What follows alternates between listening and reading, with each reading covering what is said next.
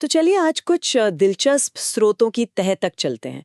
हमें washi creek के बारे में कुछ जानकारी मिली है। हाँ, वॉशी क्रीक, जिसे ठाणे क्रीक भी कहते हैं। बिल्कुल, ये मुंबई और नवी मुंबई के बीच एक बहुत अहम कड़ी है। सही मायनों में एक ज्योग्राफिकल लैंडमार्क। सही कहा।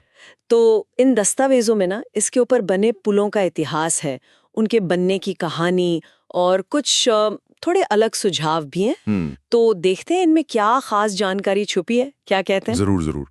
शुरुआत करते हैं इसके इतिहास से। जो पहला पुल था, जैसा कि जानकारी मिली है, वो 1973 में बना था। अच्छा, 1973, काफी हाँ, पुराना। हाँ, उस समय नवी मुंबई बसना शुरू ही हुआ था। तो ये पुल आप सोचिए वाकई एक जीवन रेखा जैसा रहा होगा। हाँ, मतलब एक कनेक्शन बन गया। बिल्कुल। हालांकि अब वो पुराना वाला पुल इस्तेमाल में नहीं है, वो बंद हो चुका है। अच्छा, तो फिर जाहिर है वक्त के साथ जरूरतें बढ़ी, ट्रैफिक बढ़ा, तो 1997 में आया दूसरा पुल। ये काफी बड़ा था, करीब 1837 मीटर लंबा और 6 लेन वाला। 6 लेन? हाँ, स्रोतों में इसे TCB2 यानी ठाणे क्रीक ब्रिज 2 कहा गया है। TCB2, okay. ये तो उस दौर की बढ़ती रफ्तार ट्रैफिक को दिखाता है ना? बिल्कुल। वो आर्थिक तेजी का दौर था, आबादी बढ़ रही थी, तो ये बहुत जरूरी था।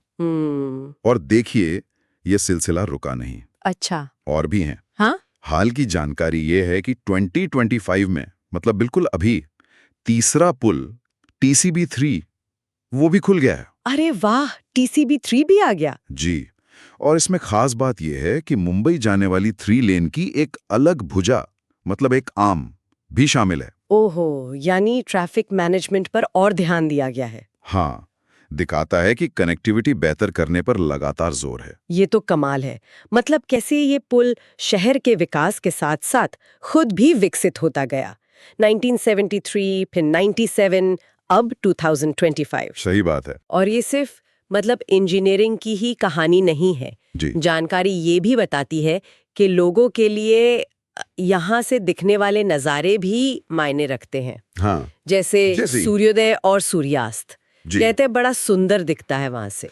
लोग इसे अपनी रोज की जिंदगी का एक खूबसूरत हिस्सा मानते हैं। अच्छा, ये तो एक मानवीय पहलू जुड़ गया है इससे, सिर्फ कंक्रीट नहीं। बिल्कुल। लेकिन यहाँ एक कह सकते हैं दिलचस्प मोड़ भी है। वो क्या? इन दस्तावेजों में ना कुछ पॉडकास्ट के सुझाव भी दिए गए हैं। नाम है समुद्र मंथन या द समुद्रा शो। समुद्र मंथन, वो तो पौराणिक कथा है। हाँ, और यही ध्यान देने वाली बात है। और स्रोत खुद ये साफ करते हैं कि इनका वाशी क्रीक या इसके पुल से कोई सीधा लेना देना नहीं है। अच्छा, मतलब नाम में समुद्र होने से कंफ्यूजन हो सकता है। हाँ, बिल्कुल। ये सुझाव दरअसल पौराणिक कथाओं जैसे विष्णु पुराण का जिक्र है या फिर दार्शनिक विषयों से जुड़े हैं। ये स्पष्ट करना जरूरी था। मतलब सोर्सेज में जानकारी थी, पर वो इस क्रीक या पुल से जुड़ी हुई नहीं थी। एकदम। तो ये एक बहुत जरूरी सफाई है, ताकि सिर्फ समुद्र शब्द सुनकर कोई भ्रम ना हो। सही है।